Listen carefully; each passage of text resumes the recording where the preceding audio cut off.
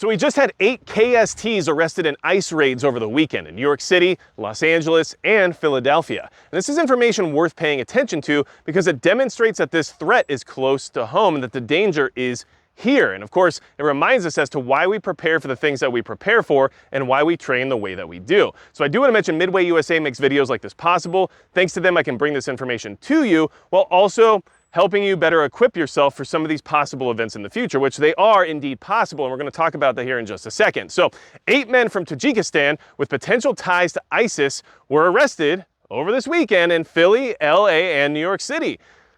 All of them have potential ties to ISIS, all of them are from the same place, and that's going to be more problematic as we move forward in this conversation. Now, they were on the FBI's radar due to their potential ties to ISIS, which means that they were being surveilled and investigations were ongoing, and some of this even lasted more than a year because all 8 of these men entered through our southern border, and some of them got here as early as spring of 2023.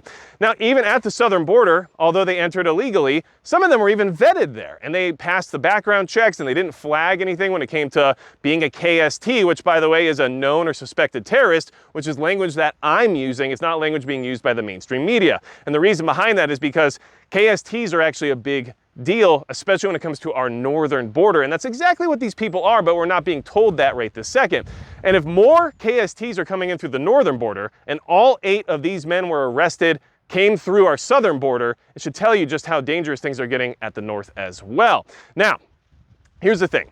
Why is this problematic? Why is this concerning? No charges have been filed so far related to terrorism, of course, and we know that there's probably more to the story than what we're being told, but something you need to be aware of is the fact that the men who perpetrated the attack on the Moscow Music Hall back in March were all also from Tajikistan and all also had potential ties to ISIS, right? And we all know ISIS actually claimed that attack after it happened. Now, when we talk about ISIS, of course, it's a name and an entity that gets thrown around quite a bit. It's a perpetual boogeyman. And we have to take the information we receive about these types of events with a grain of salt, because in this information warfare scenario that we're all currently experiencing, you never really know the truth. But we have to work with the information that we're giving and do the best we can with it to better prepare ourselves. And as of right now, we have an example of an attack being perpetrated by the same people who are being now arrested in the United States in major cities on both coasts. So that should tell you quite a bit about how high the danger matrix is becoming. Now, something else to keep in mind about this situation is the fact that these people were on the FBI's radar.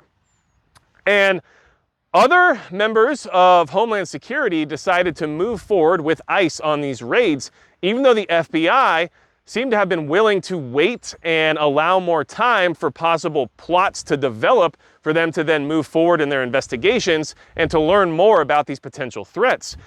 But all the time that's being spent surveilling and investigating and developing a case is more time for these people to establish their network. It's more time for these people to make their plans. It's more people to put all of the chess pieces into place before a checkmate type scenario. So just be aware of the fact that our government, especially when it comes to law enforcement, is more than willing to gamble with your safety and security in order to learn more about these potential threats. So don't assume that just because these arrests are happening, that they're happening quickly or frequently enough to actually protect you from these types of scenarios unfolding. Something similar to like what happened in Moscow back in March. No terror charges have been filed. Nothing related to terrorism has been spoken of as of yet, but these arrests were all made around the same exact time at these different locations around the country, and all these people had certain ties in common. That should tell you quite a bit about how things are being established here in this country as of this point in time. So, of course, what are we doing about it? How are we taking our security more seriously? And what is it we can do to try to insulate ourselves from some of these events? Well, we know that they're operating in major US cities clearly, right? LA, New York City, and Philadelphia. So if you can remove yourself from the major US city component, then you might find yourself a little bit safer with a little bit less risk than people who are in those urban settings. But maybe you're stuck in that urban setting, or maybe you have to work in those urban settings until you can find a better situation. So obviously you want to make sure that you are very situationally aware everywhere you go. You have to be aware of what's happening around you, what's happening in your surroundings. And we also have to keep in mind that even though law enforcement and the police state that we're currently in many ways tends to disrupt our ability to operate freely on a regular basis, they're also still a necessary component of making sure threats like this don't escalate into something much larger. So we have to balance that scrutiny in a way that allows for Americans to remain safe while also maintaining our rights. And it's put us in a very difficult predicament, hasn't it?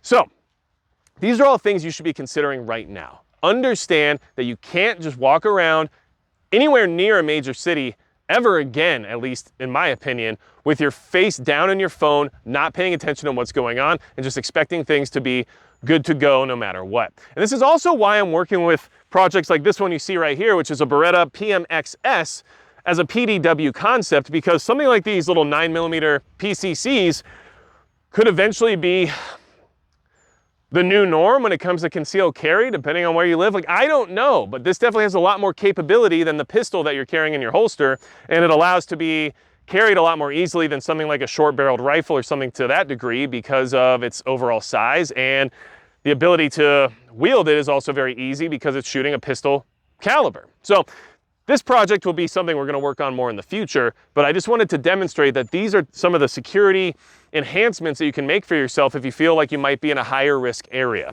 That's not where I live, but by exploring some of these formats and some of these platforms, I can share that data with you, and maybe it applies more to where you are than where I live, and that might help you make a better decision moving forward when it comes to your own personal security. So be on the lookout for that, of course, and understand that this information, like I said, it's not to incite panic, it's not to create any level of dopamine in your brain because you love that fear drop. It's because I want you to be understanding and aware of the fact that these threats are here, they are close to home, and they're definitely operating in our major cities, which means they're probably in smaller towns as well. And you should be aware of what's happening around you no matter what the scenario, because you never know when these things are gonna pop off. So anything else you need from me at all, you can go to magicprepper.com. If you want to support the channel, check the links down below in the description as well as in the pinned comment. Make sure you subscribe if you're new here, and I try to put out content like this regularly. And since things have gotten a little weird around here when it comes to the interwebs,